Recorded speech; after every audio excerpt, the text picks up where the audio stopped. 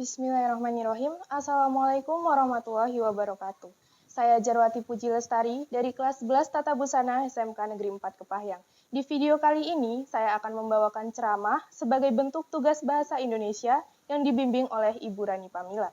Nah, di sini saya akan memberikan ceramah yang saya beri judul Semenjak Ada Kata Baper, Kata Maaf Semakin Susah untuk Diucapkan. Sebagian besar dari kita di sini tentu sudah tidak asing lagi bukan dengan kata baper. Kata baper itu sendiri adalah singkatan dari terbawa perasaan. Nah, pada situasi tertentu, kata baper digunakan untuk menggambarkan keadaan seseorang di mana ia merasa tersentuh hatinya, entah saat ia membaca, mendengar, ataupun menyaksikan suatu kejadian. Sementara pada situasi yang lain, kata baper digunakan untuk menggambarkan keadaan seseorang saat ia terlalu serius menanggapi sesuatu, sehingga ia mudah tersinggung.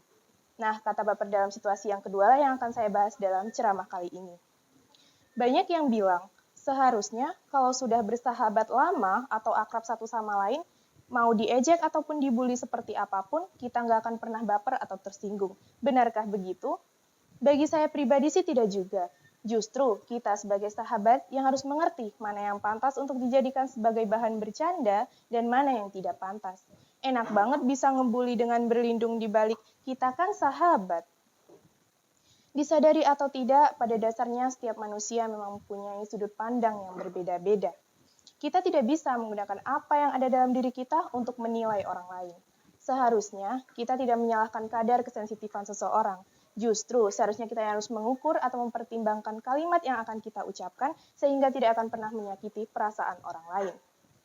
Saat ini, budaya meminta maaf seolah hilang digantikan dengan kalimat, yaelah gitu doang marah, yaelah gitu doang baper. Itu membuat seseorang yang bersalah tidak perlu untuk meminta maaf. Tentu, kita belum terlambat untuk mengubah kebiasaan ini. Untuk apa kita tertawa karena gurauan hanya akan menimbulkan dendam? Gini ya teman-teman semua, kita gak akan pernah tahu seberapa tajam pendengaran seseorang.